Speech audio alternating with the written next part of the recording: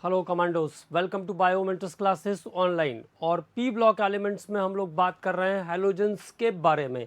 तो halogens start कर लिया था मैंने। अब चलिए, थोड़ा सा बताया था उसको एक बार फिर से रिकॉल करते हैं और फिर आगे चलते हैं। तो देखो, हैलोजेंस में कौन कौन से मेंबर्स हैं, इसके बारे में क्या क्या चीज़ें हमें पढ़ना है। तो हैलोजेंस में हेलोस और जेंस दो शब्दों से मिलकर बना हैलोजेंस। इसका मीनिंग होता है वो एलिमेंट जो सी सॉल्ट प्रोड्यूस करते हैं। वो एलिमेंट जो सी सॉल्ट प्रोड्यूस करते हैं उनको हम कहते हैं halogens. Fluorine, chlorine, bromine, iodine और एस्टाटिन ये मेंबर हैं हैलोजेंस के अंदर। फ्लोरीन, क्लोरीन, ब्रोमीन और आयोडीन, ठीक है, इतने मेंबर्स आते हैं हैलोजेंस के अंदर। केवल और केवल इसमें से केवल और केवल एस्टाटिन जो है वो मेटालॉइड है। रेडियो एक्टिव नेचर भी होता है इसका, तो रेडियो एक्टिव मेटालॉइड है एस्टाटिन। और बाकी सभी जो मेंबर्स हैं ये सब नॉन मेटल्स हैं। ये सभी मेंबर्स कैसे हैं? नॉन मेटल्स हैं। फ्लोरीन जो है वो येलोइश ग्रीन कलर की गैस होती है। येलोइश ग्रीन कलर गैस होता है फ्लोरीन। क्लोरीन जो है वो ग्रेनिश येलो कलर की गैस होती है। ग्रेनिश येलो कलर गैस होता है क्लोरीन। ब्रोमीन अकेला ऐसा नॉन मेटल है जिसके बारे में मैंने आपको बताया था कि ब्रोमीन लिक्विड स्टेट में मिलने वाला अकेला नॉन मेटल है। तो bromine is the liquid non metal. Liquid non metal के फॉर्म में मिलेगा ब्रोमीन, और ये इसके साथ साथ रेडिश ब्राउन कलर का होता है। रेडिश ब्राउन कलर का होता है ब्रोमीन, ठीक है। ब्रोमीन रेडिश ब्राउन कलर का होता है, जबकि आयोडीन वैक्स लाइक सॉलिड होगा। वैक्स लाइक सॉलिड, मोम की तरह ठोस होता है आयोडीन। वैक्स लाइक सॉलिड, और ये वॉयलेट कलर का होता है, बैगनी रंग का, मोम के जैसा ठोस होता है आयोडीन, ठीक है। तो फ्लोरीन, क्लोरीन, ब्रोमीन और आयोडीन जो है वो नॉन मेटल्स हैं। एस्टाटिन एक रेडियो एक्टिव मेटालॉइड है। इसके बाद मैंने आपको बताया कि फ्लोरीन जो होता है वो मोस्ट रिएक्टिव एलिमेंट है इनमें से। फ्लोरीन मोस्ट रिएक्टिव एलिमेंट है। फ्लोरीन का ऑक्सीडेशन नंबर ओनली -1 होता है, जबकि बाकी मेंबर्स जो है -1 से लेकर के +7 तक ऑक्सीडेशन नंबर शो करते हैं। बाकी मेंबर -1 से लेकर के +7 तक के ऑक्सीडेशन नंबर शो करते हैं, ठीक है। फ्लोरीन की हाई रिएक्टिविटी के कारण उसको हम सुपर हैलोजन भी कहते हैं। तो fluorine is also called super halogen. Germicide nature का होता है फ्लोरीन और क्लोरीन और ब्रोमीन तीनों, ठीक है। आयोडीन जो होता है वो एंटीसेप्टिक जैसा कई कई जगह पे यूज होता है, जैसे टिंचर आयोडीन हम बनाते हैं, ठीक है। और अगर वाटर जो आपका ड्रिंकिंग वाटर है उसमें अगर फ्लोरीन का कंसंट्रेशन ज़्यादा होगा तो फ्लोरोसिस करता है वो, ये ध्यान रखना है, ठीक है। तो इन सभी टॉपिक्स पर हमने बात किया था। इसके बाद अगर हम आगे के हिस्से पे बात करें, इलेक्ट्रोनेगेटिविटी पर अगर हम बात करेंगे, तो फ्लोरीन पूरे पीरियोडिक टेबल में सबसे ज़्यादा इलेक्ट्रोनेगेटिव एलिमेंट है। इलेक्ट्रोनेगेटिविटी की अगर हम बात करेंगे तो इलेक्ट्रोनेगेटिविटी का ऑर्डर हमने पढ़ा था, fluorine, then chlorine, then bromine, then iodine. ये इलेक्ट्रोनेगेटिविटी का इसका ऑर्डर है। अगर हम इलेक्ट्रॉन गेन एंथैल्पी की बात करेंगे तो यहाँ पे एक छोटा सा चेंज आएगा। Chlorine is the most chlorine का इलेक्ट्रॉन अफिनिटी सभी एलिमेंट में सबसे ज़्यादा है, ठीक है। क्लोरीन का इलेक्ट्रॉन गेन एंथैल्पी सभी एलिमेंट में सबसे ज़्यादा है। क्लोरीन के बाद आएगा फ्लोरीन, देन आएगा ब्रोमीन और देन आएगा आयोडीन। इसका लॉजिक भी मैंने आपको बताया था। फ्लोरीन का साइज छोटा, inter electronic repulsion force high होता है, देखिए इलेक्ट्रॉन गेन एंथैल्पी, तो नॉर्मल हम ऐसा कह देते हैं कि जब कोई एटम इलेक्ट्रॉन गेन करेगा तो जो एनर्जी निकालेगा या जो एनर्जी चेंज करेगा, चेंज करने का मतलब हो गया गेन लॉस, दोनों होता है इलेक्ट्रॉन गेन एंथैल्पी में। इसके बारे में भी हम लोग कई बार बात कर चुके हैं, ठीक है। तो डेल्टा एच की वैल्यू नेगेटिव और पॉजिटिव दोनों होती है इलेक्ट्रॉन गेन एंथैल्पी के लिए। बट यहाँ पे क्या होगा, इलेक्ट्रॉन अंदर आया तो एनर्जी बाहर निकल के जाएगी, क्योंकि एक ही इलेक्ट्रॉन लेना है इस पर्टिकुलर ग्रुप के बारे में हम बात करें अगर, ठीक है। तो फ्लोरीन का साइज छोटा और जो एक्स्ट्रा इलेक्ट्रॉन आएगा उसके लिए रहने की जगह नहीं है, तो बाकी सब लोग मिलके क्या करेंगे, उसको भगाने की कोशिश करेंगे, मतलब इंटर इलेक्ट्रॉनिक रिपल्शन फोर्स बढ़ जाएगा, ऐसा हम केमिस्ट्री की भाषा में कहेंगे। तो इंटर इलेक्ट्रॉनिक रिपल्शन फोर्स ज़्यादा, मतलब आपस में मारपीट कर रहे हैं, तो एनर्जी अंदर कंज्यूम्ड हो जाएगी और बाहर निकलने वाली जो एनर्जी है उसका जो कैलकुलेटेड अमाउंट है वो कम होगा। इसलिए क्लोरीन का इलेक्ट्रॉन गेन एंथैल्पी फ्लोरीन से ज़्यादा होता है, ठीक। तो एक ये इंपॉर्टेंट बात है यहाँ पे, वो ध्यान रखना है, ठीक। तो इलेक्ट्रॉन गेन एंथैल्पी की बात हो गई। ऑक्सीडाइजिंग की अगर बात होगी, ऑक्सीडाइजिंग नेचर की, ऑक्सीडाइजिंग नेचर, तो फिर से क्लोरीन का ई नॉट का वैल्यू आपको, फ्लोरीन का ई नॉट का वैल्यू आपको पता है कि सबसे ज़्यादा होता है, तो फ्लोरीन का ऑक्सीडाइजिंग नेचर भी सबसे ज़्यादा होगा। तो fluorine, chlorine, bromine, then iodine आएगा ऑक्सीडाइजिंग नेचर। अगर हम रिड्यूसिंग नेचर की बात करेंगे तो रिड्यूसिंग नेचर में I माइनस सबसे स्ट्रॉन्ग रिड्यूसिंग एजेंट होगा इनमें से, I माइनस, फिर Br माइनस, फिर Cl माइनस और फिर F माइनस सबसे वीक रिड्यूसिंग एजेंट होगा। तो ये कुछ पॉइंट्स जिन पे हमने पिछले बार भी बात कर लिया था, एक बार हम सभी चीज़ों को रिकॉल कर रहे हैं। तो ये हो गया इसका रिड्यूसिंग पावर। अब रिड्यूसिंग पावर के बाद अगले टॉपिक पर हम लोग बात करते हैं, दैट इज ऑक्सी एसिड। तो पहले बात कर लेते हैं ऑक्सी एसिड्स के बारे में। तो अगला टॉपिक है ऑक्सी एसिड। तो ऑक्सी एसिड में इसके क्या क्या इंफॉर्मेशन है उस पर बात करेंगे। ऑक्सी एसिड, और ऑक्सी एसिड में -1 ऑक्सीडेशन नंबर वाले कौन कौन से मेंबर हैं, +1 ऑक्सीडेशन नंबर वाले कौन कौन से मेंबर हैं, +3 वाले कितने हैं, +5 वाले कितने हैं, और +7 ऑक्सीडेशन नंबर वाले कितने मेंबर्स हैं, उनके ऑक्सी एसिड कौन कौन से किस में पॉसिबिलिटी है उसके बारे में 1 बाय 1 बात करेंगे।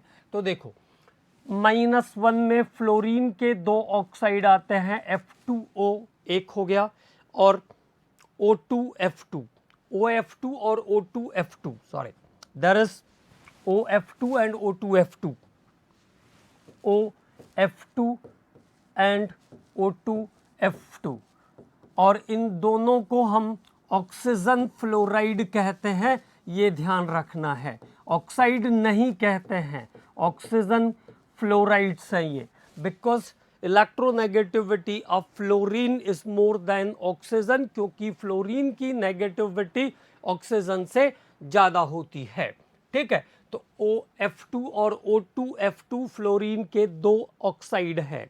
अब बात करते हैं क्लोरीन या +1 ऑक्सीडेशन में।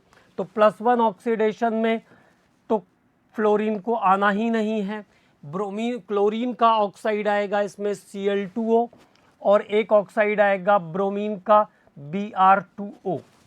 +3 ऑक्सीडेशन वाले कौन कौन से ऑक्साइड होंगे, तो +3 में क्लोरीन में एक ऑक्साइड आएगा Cl2O3, मतलब ये केवल क्लोरीन में पॉसिबल है Cl2O3।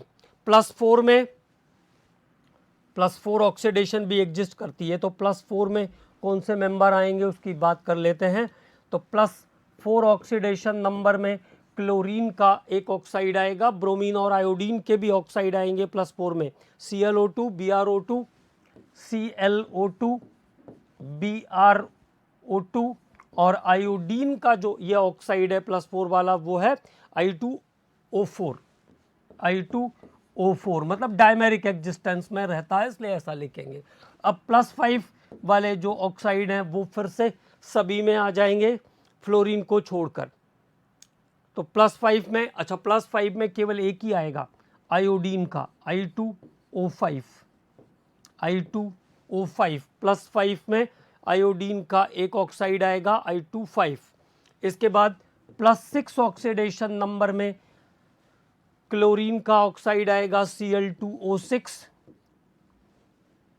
क्लोरीन का ऑक्साइड Cl2O6, Cl2O6। इसके बाद ब्रोमीन में BrO3, ब्रोमीन में BrO3। और +7 वाले ऑक्साइड्स के लिए क्या क्या मेंबर्स रहेंगे +7 वाले ऑक्साइड में? तो Cl2O7, Cl2O7 और ब्रोमीन में नहीं आएगा, आयोडीन में I2O7। इतने टाइप के डिफरेंट ऑक्साइड्स का फॉर्मेशन करेगा हेलोजन फैमिली का सभी मेंबर्स मिलकर के ये ऑक्साइड का फॉर्मेशन करने वाले हैं। ठीक है, अब इनमें खास बात क्या ध्यान रखना है?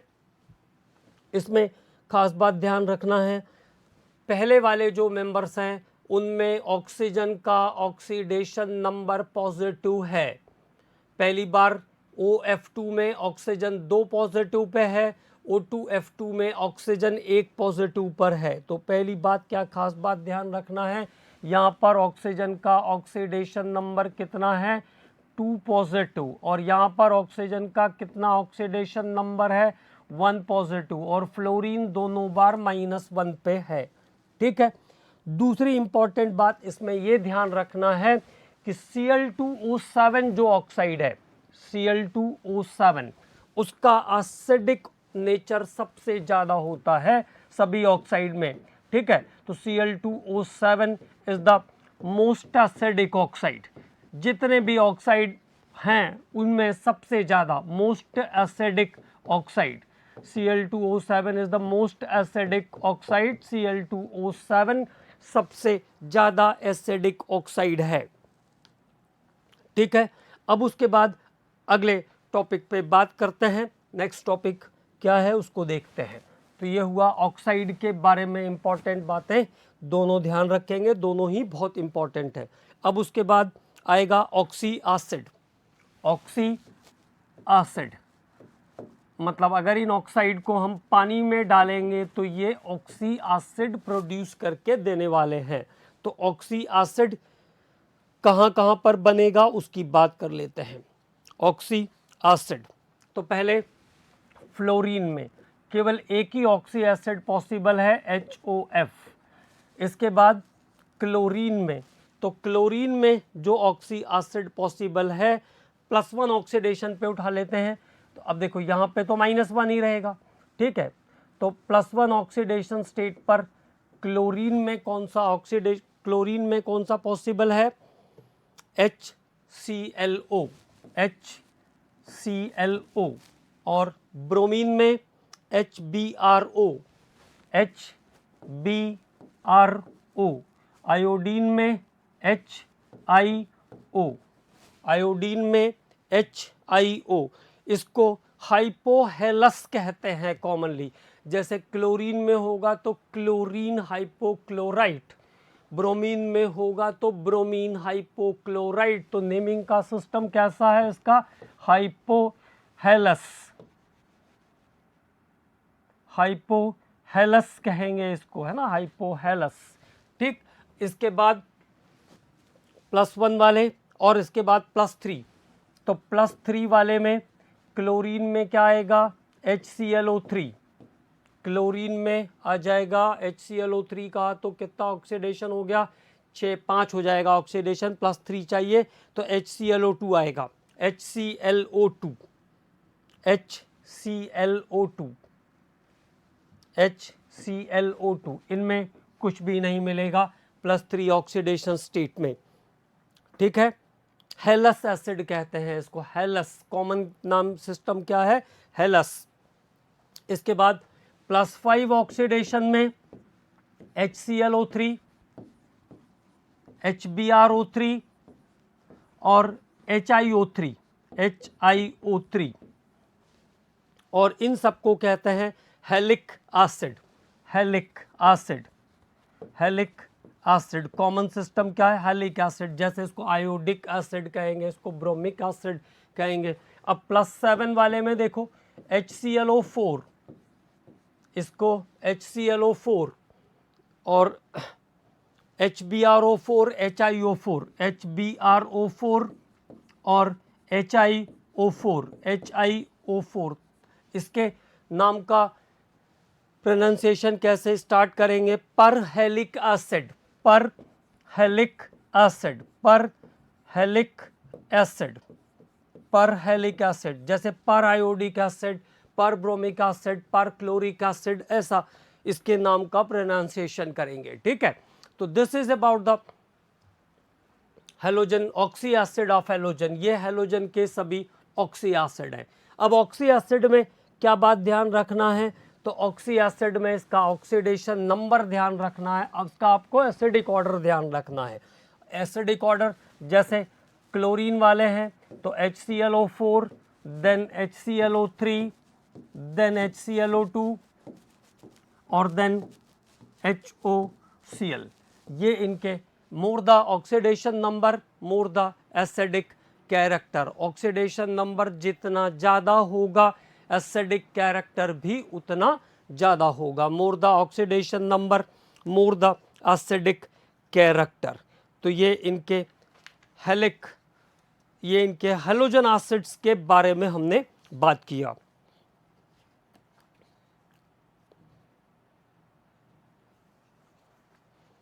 तो ये इन मेंबर के हेलोजन एसिड की बात किया। अब हाइड्रोजन हैलाइड के बारे में बात करते हैं। अगला जो टॉपिक है वो है हाइड्रोजन हैलाइड, और बहुत इंपॉर्टेंट टॉपिक है, मतलब इनमें से एक सबसे इंपॉर्टेंट टॉपिक आप कह सकते हो।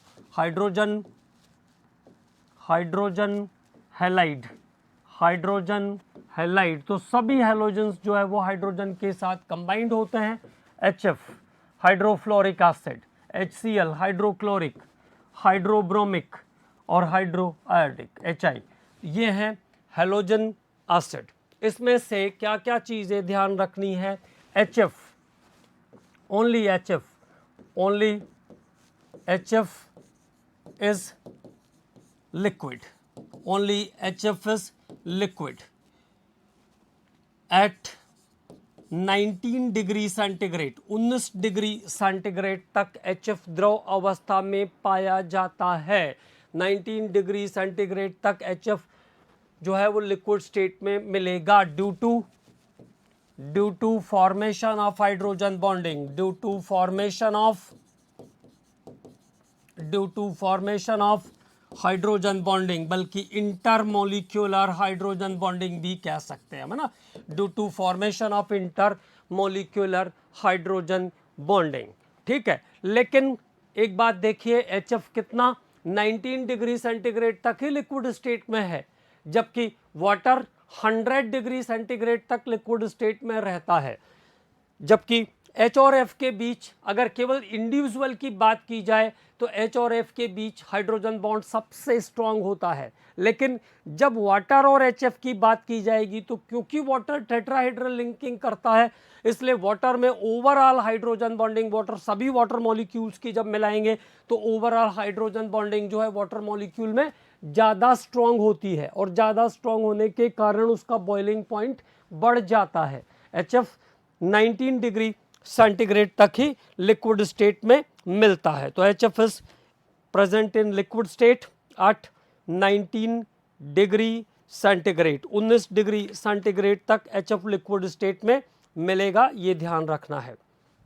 और अदर सभी मेंबर्स जो है HCl, HBr और HI, ये सभी गैसेस के फॉर्म में मिलते हैं, आर द गैसेस। तो HCl, HBr, HI ये सब गैसेस के फॉर्म में मिलते हैं। लेकिन अब दिमाग में एक बात आएगी कि हमने तो लैब में डाइल्यूट HCl, कॉन्सनट्रेटेड HCl भी देखा है, बोतल में रखा रहता है, लिक्विड जैसा ही दिखता है, तो वो कहाँ से आया?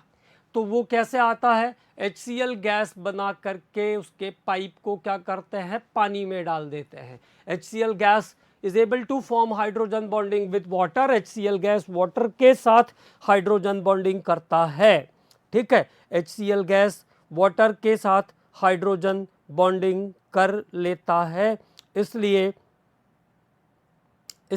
HF जो है वो HCl गैस वाटर के साथ हाइड्रोजन बॉन्डिंग कर लेता है, इसलिए HCl लिक्विड वाला आपको दिखता है। लेकिन प्योर HCl जो है वो कोवेलेंट कंपाउंड है और गैसेस स्टेट में मिलता है। डाइपोल डाइपोल इंटरैक्शन फोर्स होता है HCl गैस के बीच। तो डाइपोल डाइपोल इंटरैक्शन फोर्स के कारण HCl गैस एग्जिस्ट करती है, जबकि HF में हाइड्रोजन बॉन्डिंग होगी, HF का अपना हाइड्रोजन बॉन्ड होता है, ठीक है। अब बात करते हैं इन एसिड्स, इन जो आपने हाइड्रोजन हैलाइड देखे इनके एसिडिक ऑर्डर के बारे में। तो एसिडिक नेचर, ये सब चीज़ें बहुत इम्पॉर्टेंट हैं। एसिडिक नेचर, तो एसिडिक नेचर क्या होगा, जैसे जैसे नीचे जाएंगे हाइड्रोजन लॉस करने की टेंडेंसी बढ़ेगी। तो HCl, फिर HBr, फिर HCl और फिर लास्ट में HF, ये इनका एसिडिक नेचर है। मतलब HI कैसा है, स्ट्रॉन्ग एसिड है, स्ट्रॉन्ग एसिड है HI इनमें से, और HI ही इनमें से स्ट्रॉन्ग रिड्यूसिंग एजेंट है। तो अगर रिड्यूसिंग पावर भी चाहिए होगी तो कैसा हो जाएगा, रिड्यूसिंग पावर अपचायक क्षमता, तो HI, HBr, then HCl, then HF, this is the reducing power of halogen hydride. Halogen hydride का रिड्यूसिंग पावर है ये, ठीक है। तो ये कुछ इंपॉर्टेंट चीज़ें जो हाइड्रोजन हैलाइड से रिलेटेड है उसके बारे में हमने बात किया। अब बात करेंगे अगले टॉपिक पर, और अगला जो टॉपिक है वो है inter halogen compound. Again this is a very important topic, फिर से ये बहुत इंपॉर्टेंट टॉपिक है, तो इस पे भी थोड़ा काम कर लेते हैं।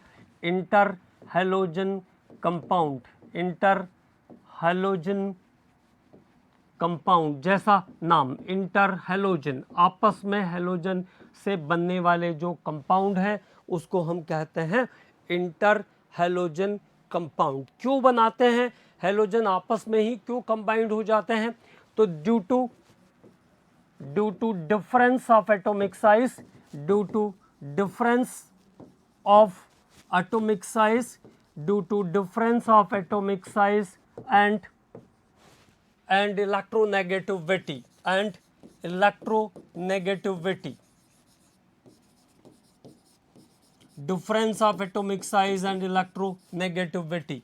Halogens are combined to form, halogens are combined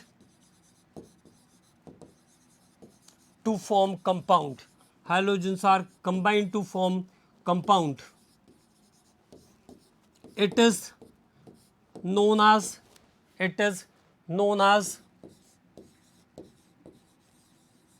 interhalogen compound, interhalogen compound। In compounds को हम क्या कहते हैं, इंटरहैलोजन कंपाउंड कहते हैं, जिसको हैलोजेंस आपस में रिएक्शन करके बनाते हैं। तो हैलोजेंस डिफरेंस ऑफ साइज और इलेक्ट्रोनेगेटिविटी के कारण आपस में भी कंपाउंड बनाते हैं। That compounds are known as interhalogen compound, इनको हम कहते हैं अंतरहैलोजन यौगिक, ठीक है। और ये इंटरहैलोजन कंपाउंड्स जो होते हैं उनके बारे में हम बात करें तो ये AB3, AB5 और AB7 टाइप में डिवाइडेड होते हैं। These interhalogens are divided into AB, AB3, AB5 and AB7। अब बात करते हैं वन बाय वन। पहले AB,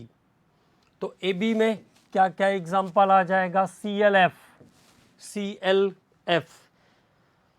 BRF, BRCL,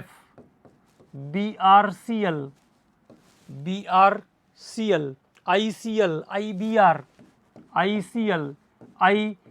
IBR। तो these are the AB type of, मतलब जिसमें दोनों के एक एक हैलोजन है। अब AB3, ClF3, तो ClF3 के बारे में हम लोग कई बार बात कर चुके हैं। ClF3 एक टी शेप का sp3 डिहाइब्रिडाइज्ड मॉलिक्यूल है जो कि टी शेप में मोर स्टेबल होता है। तो ClF3, BrF3, तो ट्राई वाले जो हलाइड्स हैं AB3 के, IF3 और ICl3, IF3 और ICl3, these are the interhalogen of AB3 type। अब AB5, BrF5, IF5, BrF5 और IF5 इनके स्ट्रक्चर के बारे में भी हम लोग बात कर चुके हैं। BrF5 और IF5 जो है sp3 D2 hybridised pentagonal bipyramidal structure square pyramidal structure वाले मॉलिक्यूल होंगे, स्क्वायर पिरामिडल स्ट्रक्चर वाले मॉलिक्यूल होंगे। AB7 का एग्जाम्पल है IF7 iodine heptafluoride. This one is sp3d3 hybridised, sp3d3 regular का एग्जाम्पल है ये, जिसके 5 बॉन्ड एंगल 72 डिग्री के होंगे। तो देखो एक बार अगर जनरलाइज फॉर्म में देखें तो ये वाले जो आपके कंपाउंड हैं ये सब कैसे हैं, sp3 डिहाइब्रिडाइज्ड हैं। ये सब कैसे हैं, sp3 D2 हाइब्रिडाइज्ड हैं। स्क्वायर पिरामिडल मतलब एक स्क्वायर बनेगा इसमें और एक पिरामिड भी बनेगा क्योंकि एक फ्लोरीन ऐसी एक्स्ट्रा आएगी इसमें, तो स्क्वायर हो गया और इधर का जो शेप हो गया ये कैसा हो गया, पिरामिड हो गया, तो स्क्वायर पिरामिडल आएगा। और IF7 जो है वो sp3 D3 हाइब्रिडाइज्ड मॉलिक्यूल है जिसमें 5 बॉन्ड एंगल 72 डिग्री के और 2 बॉन्ड एंगल 90 डिग्री के होंगे। तो दिस इज अबाउट AB7। तो ये बात हुई हैलोजेंस के जनरल कैरेक्टर के बारे में। जनरल प्रॉपर्टीज ऑफ हैलोजेंस को देखा हमने कि किस एलिमेंट के अंदर क्या प्रॉपर्टी है, उसके बारे में हम लोगों ने बात किया। अब बात करेंगे स्पेशली थोड़े थोड़े से मेंबर्स के बारे में। तो क्लोरीन के बारे में पहले बात करते हैं। क्लोरीन के बारे में आपको पता है कि ये ग्रीनिश येलो कलर का गैस होता है, ग्रीनिश येलो कलर का गैस होगा क्लोरीन। और क्लोरीन को डिस्कवर किया था शिले ने। तो chlorine was discovered by Scheele. Chlorine को शिले ने डिस्कवर किया है ना। तो पहली बात तो ये ध्यान रखना है, क्लोरीन को शिले ने डिस्कवर किया और ये ग्रीनिश येलो कलर की गैस होती है। ठीक, अब इसका प्रिपरेशन। तो हाउ टू प्रिपेयर, प्रिपरेशन पहला लैब मेथड। सबसे पहले लैब में कैसे बना सकते हैं, वैसे देखो हम लोगों ने कैसे कैसे और बनाया था। नेल्सन सेल, कास्टनर केल्नर सेल, जहां भी हम लोगों ने सोडियम क्लोराइड का इलेक्ट्रोलाइसिस कराया, कैल्शियम क्लोराइड का इलेक्ट्रोलाइसिस, एल्यूमिनियम क्लोराइड का इलेक्ट्रोलाइसिस, तो वहां पर भी आपको मेटल के साथ साथ क्लोरीन गैस इवॉल्व हुई थी, है ना। अब बात कर रहे हैं हम लोग लैब प्रिपरेशन के बारे में। तो लैब प्रिपरेशन में कैसे बनाते हैं, MnO2 मैंगनीज डाइऑक्साइड पर HCl का रिएक्शन करेंगे।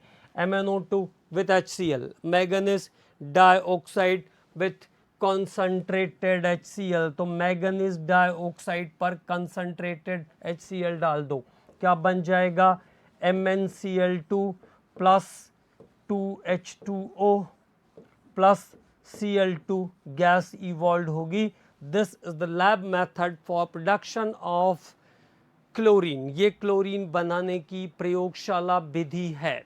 Manganese dioxide with concentrated sulphuric acid, पहला मेथड, ठीक है। और इसका जो सबसे इंपॉर्टेंट कॉमर्शियल प्रोडक्शन मेथड जो है वो है डीकन्स प्रोसेस। तो अब बात करते हैं जरा डीकन्स प्रोसेस के बारे में, अबाउट डीकन्स प्रोसेस। तो नेक्स्ट है deacons process. Deacons process, industrial production of chlorine. Chlorine को इंडस्ट्रियली कैसे मैन्युफैक्चर करते हैं, तो वो है डीकन्स प्रोसेस, ठीक है। तो क्यूप्रिक क्लोराइड के प्रेजेंस में in presence of cupric chloride at 450 degree centigrade, cupric chloride के प्रेजेंस में लगभग 450 डिग्री सेंटीग्रेड पर at 450 degree centigrade by oxidation of HCl, by oxidation of HCl, oxidation of HCl, HCl को oxidise करके chlorine में convert करते हैं। तो HCl plus O2 catalyst is cupric chloride. तो यहाँ से आपको मिल जाएगा वाटर के साथ साथ chlorine gas. This is the deacons process for production of chlorine. तो ये क्लोरीन बनाने का डीकन्स प्रोसेस है, ठीक है, और ये इसका कॉमर्शियल मैन्युफैक्चरिंग भी है। इसके अलावा नेल्सन सेल में बना सकते हैं, कास्टनर केल्नर सेल में जब हमने NaOH बनाया था वहाँ बनता है क्लोरीन। डाउन सेल में जिसमें हम फ्यूज्ड NaCl का इलेक्ट्रोलिसिस करते हैं, तो फ्यूज्ड NaCl का इलेक्ट्रोलिसिस करोगे तब भी आपको क्लोरीन गैस मिलेगी। एक इलेक्ट्रोड पर आपको सोडियम मेटल मिलेगा, दूसरे इलेक्ट्रोड पर आपको क्लोरीन गैस मिल जाएगी। तो this is the general preparation method of chlorine. अब बात करते हैं इसकी प्रॉपर्टी के बारे में। तो पहली बात तो मैंने आपको बता दिया कि ग्रीनिश येलो कलर का पंजेंट ऑर्डर वाला गैस होता है, ग्रीनिश येलो कलर का पंजेंट ऑर्डर वाला गैस होता है chlorine, greenish yellow colour pungent order gas, ठीक है। वाटर में अगर आप इसको रखोगे, अगर वाटर के अंदर है क्लोरीन, तो इन वाटर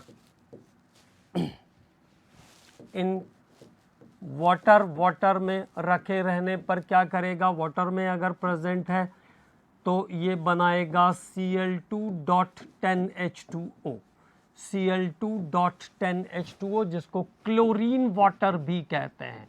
तो ये है क्लोरीन वाटर, ठीक है। तो क्लोरीन वाटर का फॉर्मूला क्या हो जाएगा, Cl2.10 वाटर। ठंडे पानी में अगर रहेगा तो Cl2.10 वाटर क्रिस्टल्स के फॉर्म में दिखेगा, है ना, क्रिस्टल। इन कोल्ड वाटर, तो कोल्ड वाटर के अंदर Cl2.10 वाटर क्रिस्टल के फॉर्म में प्रेजेंट आपको मिल जाएगा। तो ये क्लोरीन से रिलेटेड एक और इम्पॉर्टेंट बात हो गई, ठीक है। आइस कोल्ड वाटर में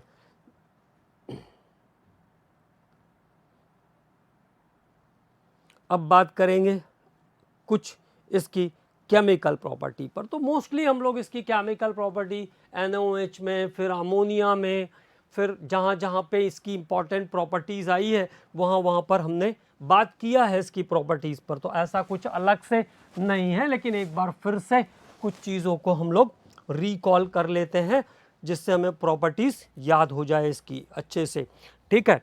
तो बात करेंगे reaction with sulphur dioxide and carbon monoxide, reaction with SO2 and carbon monoxide, SO2 और कार्बन मोनोऑक्साइड के साथ रिएक्शन। तो SO2 के साथ अगर क्लोरीन का रिएक्शन होगा तो SO2Cl2 बनेगा। प्रोडक्ट क्या है, SO2Cl2 क्या कहते हैं, सल्फ्यूरिल क्लोराइड, सल्फ्यूरिल क्लोराइड।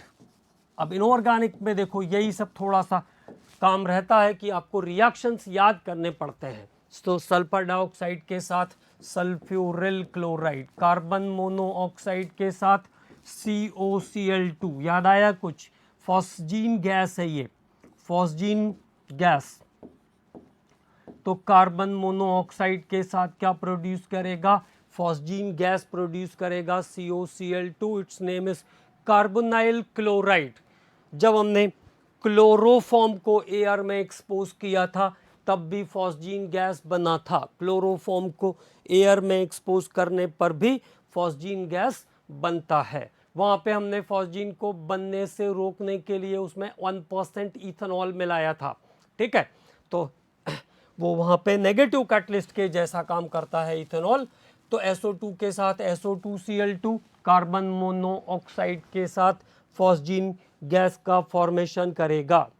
अब उसके बाद reaction with slaked lime, reaction with slaked lime के साथ रिएक्शन, क्या फॉर्मूला होगा स्लैग्ड लाइम का? CaO is the quick lime, CaOH whole twice is the slaked lime. ये फॉर्मूला है स्लैग्ड लाइम का, जिसको हिंदी में अनबुझा चूना कहते हैं। वो है CaO, सॉरी वो CaO है, और जिसको बुझा हुआ चूना कहते हैं वो है CaOH होल ट्वाइस।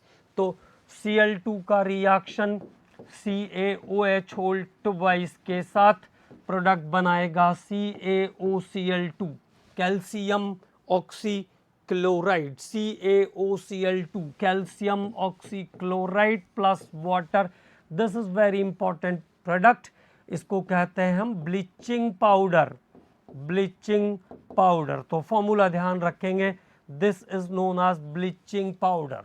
ठीक है, तो अगर आप इसको स्लैग्ड लाइम के साथ क्लोरीन को ट्रीट करोगे तो बन जाएगा bleaching powder.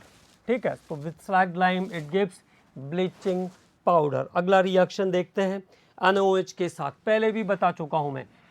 Reaction with NaOH, दो कंडीशन रहती है, डाइल्यूट NaOH और इसके बाद दूसरी कंडीशन रहती है हॉट एंड कॉन्सेंट्रेट NaOH। ठीक है, तो पहला condition cold and dilute NaOH, ये रिएक्शन अभी 1-2 साल पहले ही आया है किसी एग्जाम में, है ना, कोल्ड एंड डाइल्यूट NaOH। क्या ध्यान रखोगे, प्रोडक्ट याद आ रहा है, क्या बताया था मैंने? NaOCl बनेगा, सोडियम ऑक्सीक्लोराइड। ओके, और अगर हॉट एंड कॉन्सेंट्रेट NaOH होगा तो NaClO3, sodium chlorate is the product. ठीक है, तो जिन बच्चों को देखिए, जिन बच्चों को 11th क्लास का एग्जाम नहीं देना है उनको क्या ध्यान रखना है, इसको डायरेक्ट याद करके रखना है। कोल्ड एंड डाइल्यूट पे NaOCl, हॉट एंड कॉन्सेंट्रेट पे NaClO3। ठीक, अब बात कर लेते हैं जरा रिएक्शन की। तो cold and dilute Cl2 plus sodium hydroxide, NaCl plus NaOCl, sodium oxychloride, और साथ में वाटर। तो this is the product of cold and dilute NaOH। दूसरी condition hot and concentrate NaOH, hot and concentrated NaOH, hot and concentrated NaOH। तो hot and concentrated NaOH पे क्या बनेगा? NaClO3। तो पहला प्रोडक्ट आएगा आपका जो हमारे काम का है, जिसके बारे में पूछेंगे, वो है NaClO3 sodium chlorate. NaCl is the common product plus 3 water. तो ये दोनों प्रोडक्ट सीधे सीधे ध्यान में रखना है। ठीक है, NaOCl कोल्ड एंड डाइल्यूट पर, NaClO3 हॉट एंड कॉन्सेंट्रेट पर। तो this is the reaction with sodium hydroxide in both the condition. तो ये सोडियम हाइड्रोक्साइड की क्लोरीन के साथ रिएक्शन है। अब बात करते हैं अगले रिएक्शन पर। अमोनिया के साथ भी एक बार रिएक्शन हम लोग रिपीट कर लेते हैं।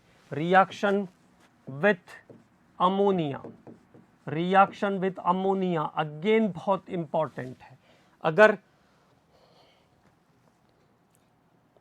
अमोनिया एक्सेस में है तो क्या बनता है?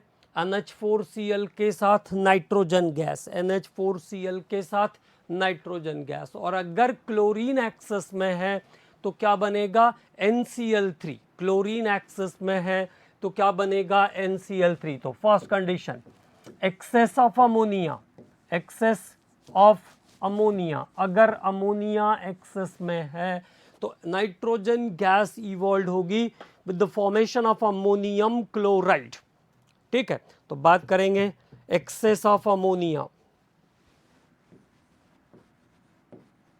जब अमोनिया एक्सेस में है तो प्रोडक्ट ध्यान रखेंगे N2 और साथ में NH4Cl, ammonium chloride. Nitrogen gas evolve होने के साथ साथ क्या बनेगा, अमोनियम क्लोराइड बनेगा। नाइट्रोजन गैस इवॉल्व होने के साथ साथ अमोनियम क्लोराइड। क्लोरीन इन एक्सिस, अगर क्लोरीन एक्सिस में है तो एक्सप्लोसिव कंपाउंड बनेगा, that is NCl3।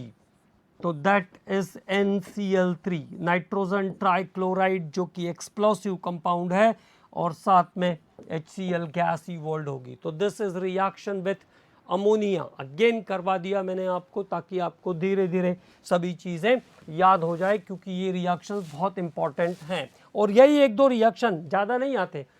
P block में आपको सब लॉजिकल अप्रोच वाले क्वेश्चन मिलेंगे, लेकिन एक दो रिएक्शन अगर आया तो ऐसा है कि अगर दो भी आए तो वो 8 नंबर के होते हैं, और आपको सब कुछ मुझसे ज़्यादा अच्छे से पता है कि एक एक नंबर पर रैंक की क्या सिचुएशन रहती है। ठीक है, तो चलिए, ये हुआ क्लोरीन का रिएक्शन किसके साथ, अमोनिया के साथ, जो कि इंपॉर्टेंट रिएक्शन है।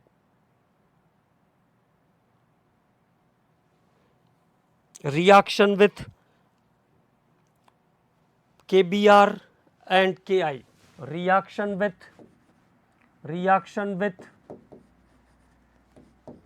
KBr, potassium bromide and potassium iodide. तो देखो, जैसे KBr के साथ जब Cl2 को ट्रीट करोगे, KBr के साथ जब क्लोरीन को ट्रीट करेंगे, तो पोटाशियम ब्रोमाइड में Br दिख रहा है आपको। Chlorine more powerful oxidising agent है, chlorine is the more powerful oxidising agent as compare to bromine. तो क्या काम करेगा, ब्रोमीन क्लोरीन को उसके कंपाउंड से डिस्प्लेस कर देगा अकॉर्डिंग टू इलेक्ट्रोकेमिकल सीरीज, और ये सॉल्यूशन कैसा हो जाएगा, रेड ब्राउन हो जाएगा। तो क्वेश्चन ऐसा पूछ सकते हैं कि जब पोटाशियम ब्रोमाइड के सॉल्यूशन से क्लोरीन गैस पास करते हैं तो सॉल्यूशन रेड ब्राउन कलर का हो जाता है, क्यों? तो the solution turns red brown because of removal of bromine gas. Bromine निकलेगा और ब्रोमीन निकलेगा, लिक्विड फॉर्म में है, तो ये सॉल्यूशन को रेड ब्राउन कर देगा। As it is potassium iodide से अगर हम क्लोरीन गैस पास करते हैं तो फिर से आयोडीन बाहर निकालेगा, और जो सॉल्यूशन है वो वॉयलेट कलर का हो जाएगा। तो जब पोटाशियम आयोडाइड के सॉल्यूशन से हम क्लोरीन गैस पास करते हैं, तब सॉल्यूशन कैसा हो जाता है, तब सॉल्यूशन वॉयलेट कलर का हो जाता है। तो इसका ये लॉजिक है। ठीक है, उसके बाद बात करते हैं इसके ब्लीचिंग एक्शन के बारे में। तो एक बार ब्लीचिंग एक्शन पे हम लोग फिर से सभी के बारे में बात कर लेंगे, क्योंकि ब्लीचिंग एक्शन बहुत इम्पॉर्टेंट है। तो ब्लीचिंग एक्शन ऑफ क्लोरीन, उसके साथ साथ बाकी एलिमेंट्स के भी बारे में बात करेंगे। ब्लीचिंग एक्शन, तो मैंने आपको क्या क्या चीज़ें बताया था, याद आया? क्लोरीन, O3 और hydrogen peroxide are permanent bleaching agent,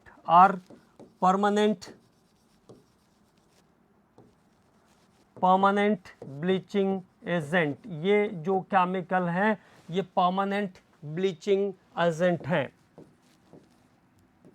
because the bleaching action is based on bleaching action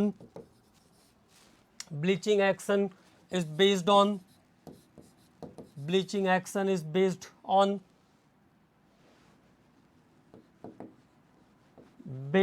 on oxidation। इनका ब्लीचिंग एक्शन ऑक्सीडेशन के प्रोसेस पर बेस है, इसलिए ये परमानेंट ब्लीचिंग एजेंट के जैसा काम करते हैं। देखो, जैसे Cl2 है, तो Cl2 को अगर मॉइस्चराइजर के प्रेजेंस में रखोगे, थोड़ी बहुत नमी रहेगी, तो ये नासेंट ऑक्सीजन निकाल देगा, release the nascent oxygen. Okay. इसके बाद H2O2 आपको बिल्कुल समझ में आ रहा है। H2O2 कैसा जाएगा, H2O plus nascent oxygen as it is ozone O3 से O2 प्लस नेसेंट ऑक्सीजन। तो these are the permanent bleaching agent because their bleaching action is based on oxidation. इनका ब्लीचिंग एक्शन ऑक्सीडेशन प्रोसेस पर base है। इनका bleaching action oxidation process पर base है, इसलिए ये कंपाउंड जो है वो परमानेंट ब्लीचिंग एजेंट हैं। मतलब एक बार अगर किसी का कलर गायब कर देंगे तो वो दोबारा से आने वाला नहीं है। जबकि ओनली द सल्फर डाइऑक्साइड, केवल सल्फर डाइऑक्साइड जो है SO2 is the temporary bleaching agent. Temporary bleaching agent SO2 कैसा है, टेम्परेरी ब्लीचिंग एजेंट है। Bleaching agent because it's bleaching action is based on, because it's bleaching action is based on, bleaching action is based on reduction. इसका जो bleaching action है वो based on reduction है, based on reduction, अपचयन की क्रिया पर आधारित है सल्फर डाइऑक्साइड का ब्लीचिंग एक्शन। अब देखिए 4 ही केमिकल हैं जहां पर आपसे ब्लीचिंग की बात कर सकते हैं। तो अगर कभी ब्लीचिंग की बात करेंगे तो हमने आपको चारों इसलिए एक साथ बता दिए हैं ताकि आपको अच्छे से ध्यान रहे। तो सल्फर डाइऑक्साइड का जो ब्लीचिंग एक्शन है वो रिडक्शन पर बेस है। मॉइस्चराइजर के प्रेजेंस में ये क्या काम करेगा, सल्फ्यूरिक एसिड बनाएगा। इट फॉर्म्स H2SO4 वाटर के साथ, हाईली सॉल्युबल गैस है सल्फर डाइऑक्साइड वाटर के अंदर, और यहाँ से ये नासेंट हाइड्रोजन निकालेगा। Due to presence of the nascent hydrogen, due to removal of the nascent hydrogen, it is act as a reducing agent. इसलिए ये रिड्यूसिंग एजेंट के जैसा काम करता है, it is act as a reducing agent. तो इसका जो ब्लीचिंग एक्शन है वो रिडक्शन पर बेस है। अब चारों ब्लीचिंग एजेंट आपके पास एक साथ आ गए, है ना, तो आसानी से आप इसको ध्यान में रख सकते हो। तो क्लोरीन का जो ब्लीचिंग एक्शन है उसके बारे में हम कह रहे थे कि क्लोरीन क्या करेगा, मॉइस्चराइजर के प्रेजेंस में नासेंट ऑक्सीजन रिलीज करेगा। और अगर कोई कलर्ड सब्सटेंस है, कलर्ड ऑब्जेक्ट और कलर्स सब्सटेंस, इस पे आप क्लोरीन गैस पास करोगे तो ये कलरलेस हो जाएगा, कलरलेस हो जाएगा। और उसका कारण आपको पता है, लेकिन उस सब्सटेंस के अंदर मॉइस्चराइजर होना चाहिए, ठीक है। और क्लोरीन का जो बेसिक यूज़ है वो क्लॉथ्स, वेजिटेबल्स, फ्लावर्स, इन सबको ब्लीच करने के लिए यूज़ होती है क्लोरीन। तो chlorine use for bleaching of clothes, flowers, vegetables etcetera. और इसके बाद ढेर सारी रिएक्शन हमने क्लोरीन की ऑर्गेनिक में पढ़ी है, तो उनको रिपीट करने का कोई मतलब नहीं है। मीथेन का क्लोरीनेशन करेंगे तो tetrachloromethane by a free radical mechanism. Benzene का क्लोरीनेशन करेंगे अल्ट्रावायलेट में तो BHC, डार्क में तो बेंजीन हेक्साक्लोराइड C6H6Cl6। और जब एब्सेंस ऑफ लाइट में जाएगा तो अच्छा C6Cl6 बन जाता है डार्क में, C6Cl6, क्योंकि H हट जाते हैं। और जब अल्ट्रावायलेट रहेगा तो सब ग्रुप कैसे हो जाएंगे, CHCl CHCl हो जाएंगे, जो कि साइक्लो कंपाउंड है। तो ये सब बेंजीन के क्लोरीनेशन के क्लोरीनेशन के इफेक्ट हैं किसके साथ, ऑर्गेनिक कंपाउंड के साथ, ठीक। और क्लोरीन के बारे में ध्यान रखना है, ब्लीचिंग जैसा यूज़ होगा, ऑक्सीडाइजिंग जैसा यूज़ होगा। क्लोरीन का यूज़ जर्मीसाइड जैसा होता है, DDT बनाने के लिए क्लोरीन का यूज़ होगा, फॉस्जीन गैस बनाने के लिए क्लोरीन का यूज़ होगा, सल्फ्यूरिल क्लोराइड बनाने के लिए क्लोरीन का यूज़ होगा। तो this is the some common uses of chlorine. और अगले लेक्चर में हम लोग बात करेंगे कुछ ब्रोमीन और आयोडीन के बारे में, थोड़ा थोड़ा, क्योंकि हमारे सिलेबस में वो ब्रीफली इंक्लूडेड नहीं है।